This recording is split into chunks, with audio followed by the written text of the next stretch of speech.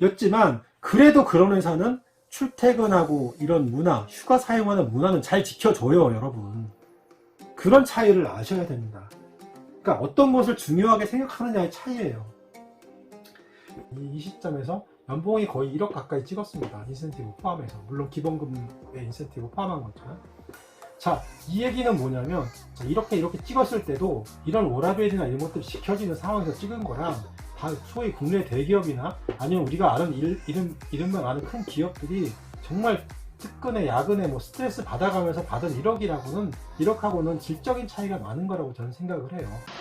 제가 오늘 드리려고 하는 말씀은 여러분들 생각과 다를 수도 있습니다. 하지만 제 경험과 제 판단 기준을 가지고 말씀을 드리려고 하는데, 회사의 크기를 가지고 회사가 좋고 나쁘다를 판단하는 이 습성을 저는 버려야 된다고 생각을 합니다. 회사가 크다라는 것은 일반적으로 대기업을 우리가 말하는 것이고, 그 대기업이라는 것은 자, 첫 번째로 인원수, 그 다음에 매출액, 그 다음에 그 건물, 뭐 이런 거 가지고 여러분들이 아, 이 회사 좋은 회사다라고 판단하고 잘 알려져 있다라고 우리가 일반적으로 하는 회사들을 인식을 하는 거잖아요.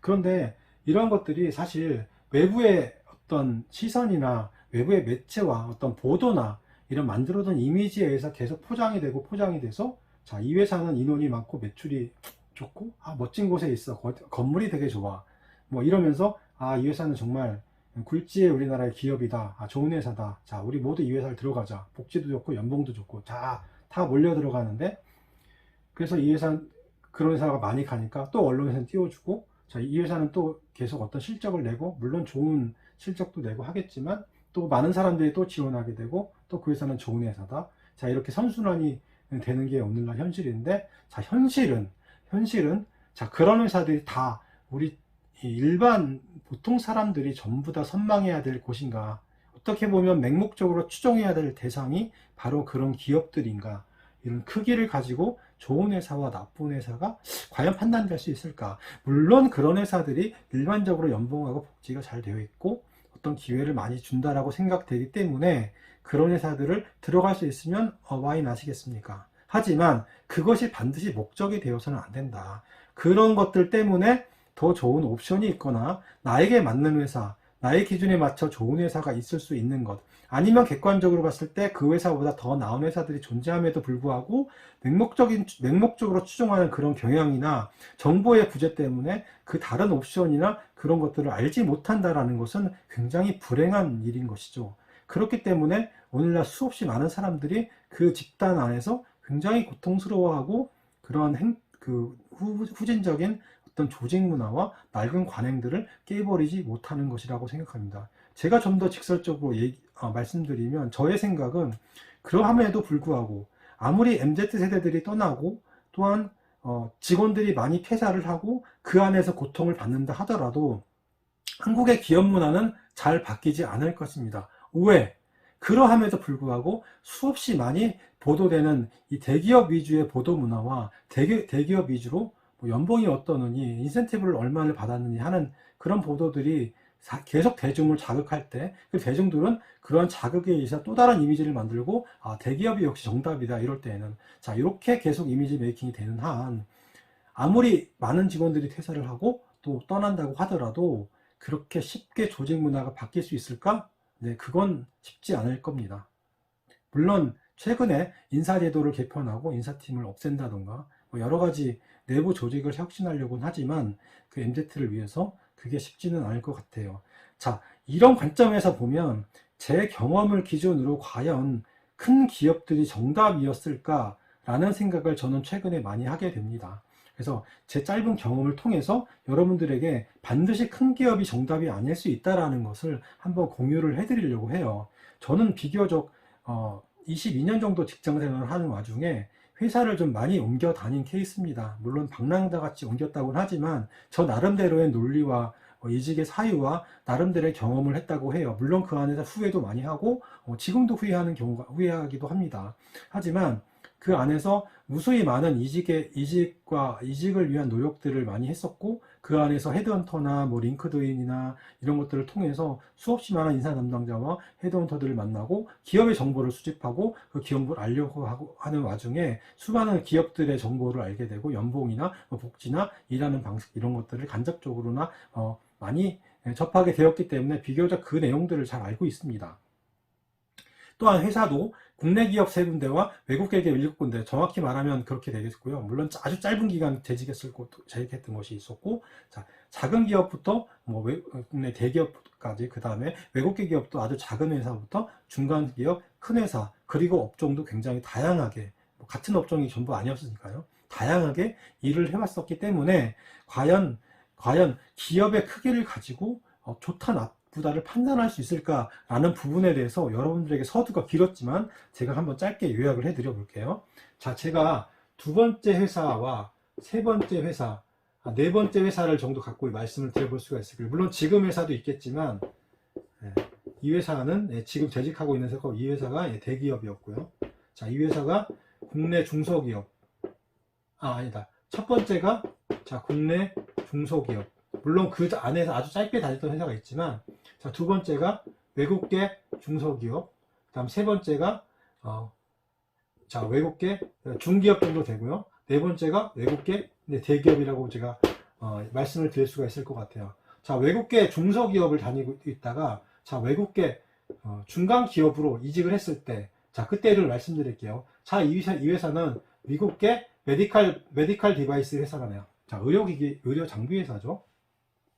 자, 이 회사를 다니고 있을 때, 저는 여기서 기준점을 가지는 것은 뭐 연봉이나, 워라밸, 그 다음에, 경력 개발, 요 3가지 정도로 말씀을 드리려고요.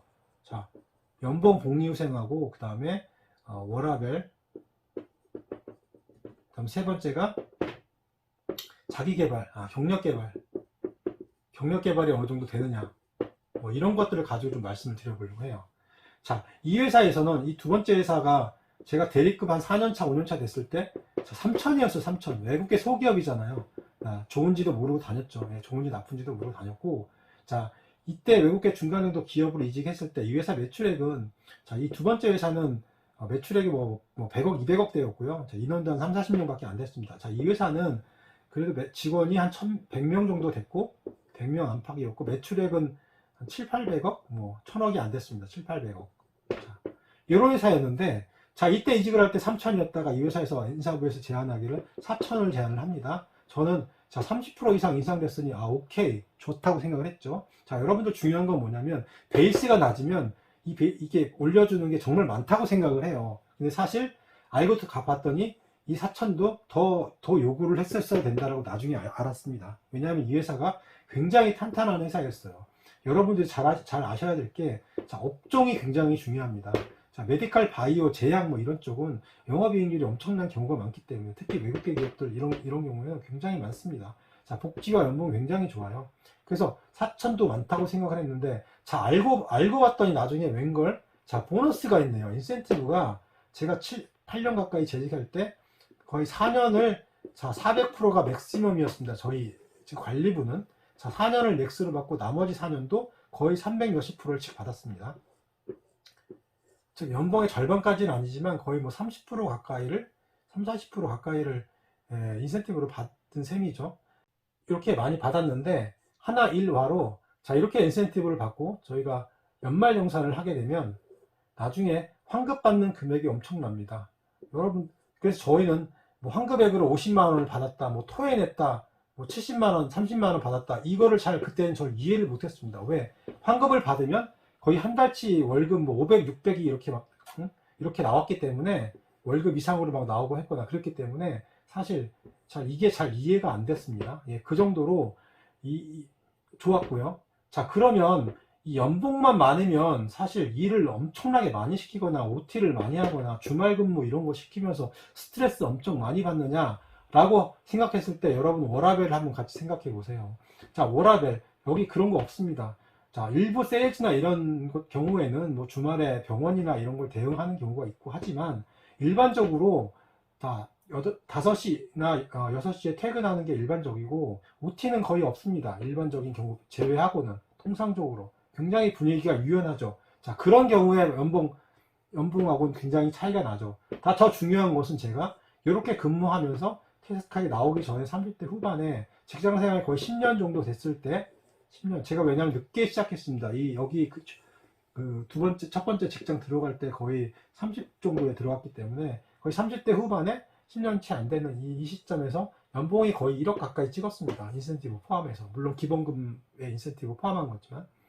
자, 이 얘기는 뭐냐면, 자, 이렇게 찍었을 때도 이런 워라밸이나 이런 것들이 지켜지는 상황에서 찍은 거랑 다 소위 국내 대기업이나 아니면 우리가 아는 이름만 아는 큰 기업들이 정말 특근에 야근에 뭐 스트레스 받아가면서 받은 1억하고는 질적인 차이가 많은 거라고 저는 생각을 해요.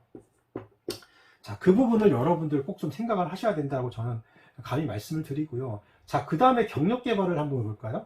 자, 이 회사의 경력 개발, 저는 돌이켜놓고 보면 이 100명도 안 되는 회사, 물론 나올 때 보면 한 150명까지 성장을 했고 매출액도 1000억을 넘었고 굉장히 성장을 했는데, 지금은 물론 이 회사가 글로벌리 넘버 4 정도 됐고 한국에서는 넘버 1, 2였는데 이게 넘버 1 회사하고 인수합병이 됐습니다. 그래서 지금은 사실 뭐 퇴사도 많이 하고 그랬지만 남아있는 직원들이나 그 회사의 복지나 복리후생을 보면 여러분들이 보시면 어마어마한 복리후생과 아마 인센티브와 그런 것들을 제공하는 걸로 알고 있습니다. 네. 그렇기 때문에 자, 말씀드리고 싶은 경력 개발이에요. 자, 100명도 안 되는 이 회사에서 세일즈 직원이 한 절반 이상 됐고요. 자, 이런 회사에서 무슨 경력 개발을 하냐라고 말씀드리면 이런 회사에서 무슨 경력 개발이냐고 여러분이 생각할지 모르겠지만, 물론 작습니다. 작은 외국 회사가 이 정도 규모는 회사의 어떤 시스템이나 체계적인 투자가 상당히 덜하죠. 형성되고 있는 단계예요. 그런데 중요한 건 뭔지 아세요? 실제로 그 직원들이 나중에 업계의 넘버 1, 2를 다투고 있는 굉장히 유능한 직원들이었단 말이에요. 이 친구들이 세일즈나 이런 친구들 나와서 뭘 하느냐면, 자, 대리점을 하나씩 하는 경우도 굉장히 많아요. 대리점을 하거나, 왜냐면 업계에 잘 알려진 회사에 제품을 취급하는 직원들이었으니까 굉장히 많았어요. 제 동기 들어간 입사, 그 경력 입사 동기도 그랬고요.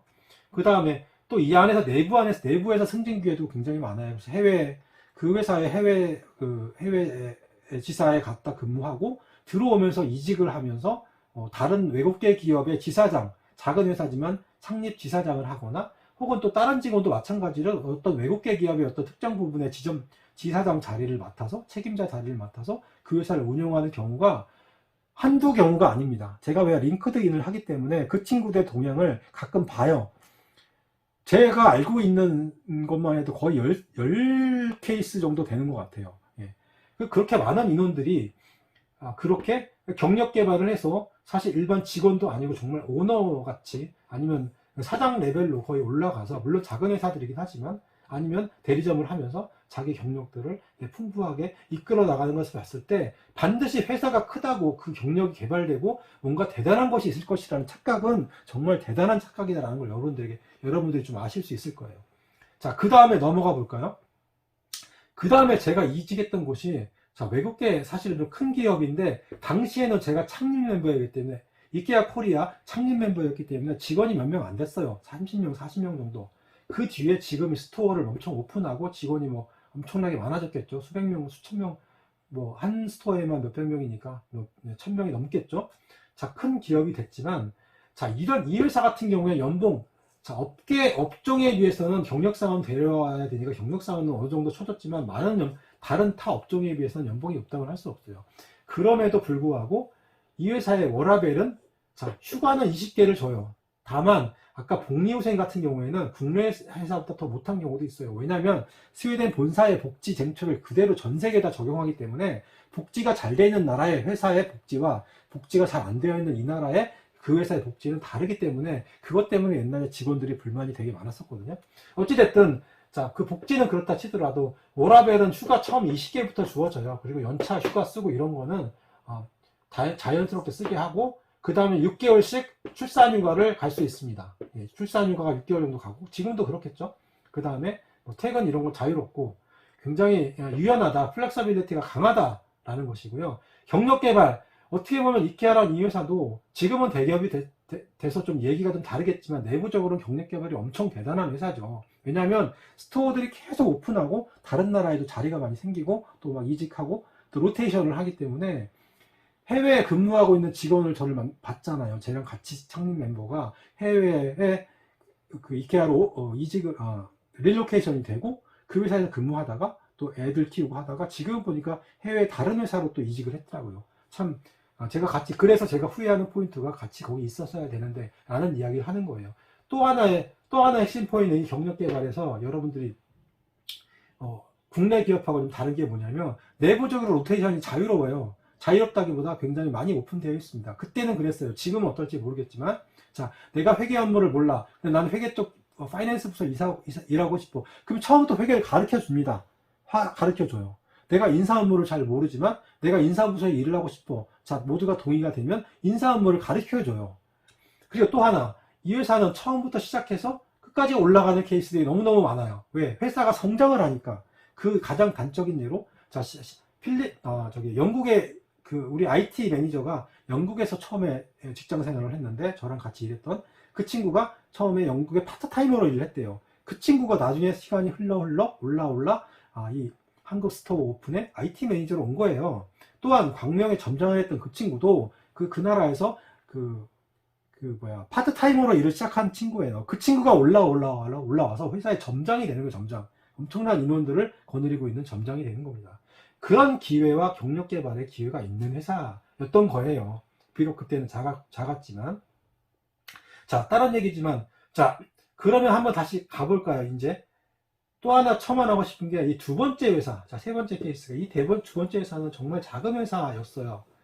자, 여러분들 업종이 중요한 거예요. 그래서 업종이 약간 마진이 좀 적은 그런 업종이죠. 포장 쪽 이런 쪽이었는데, 그럼에도 불구하고, 그렇기 때문에 연봉이나 복리후생 이런 것들은 사실 그렇게 큰 건 없었어요. 다만 여기서 우리가 중요할 것은 그래도 이런 회사도 외국계 기업은 이런 회사도 출퇴근, 어떤 휴가 이런 것들은 지켜준다라는 거예요. 여러분 보세요.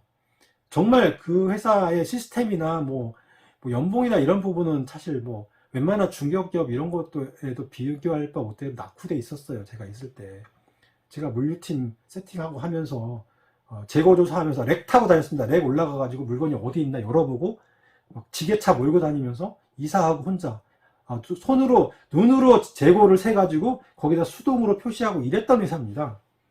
그런 회사였지만 그래도 그런 회사는 출퇴근하고 이런 문화, 휴가 사용하는 문화는 잘 지켜줘요, 여러분. 그런 차이를 아셔야 됩니다. 그러니까 어떤 것을 중요하게 생각하느냐의 차이예요.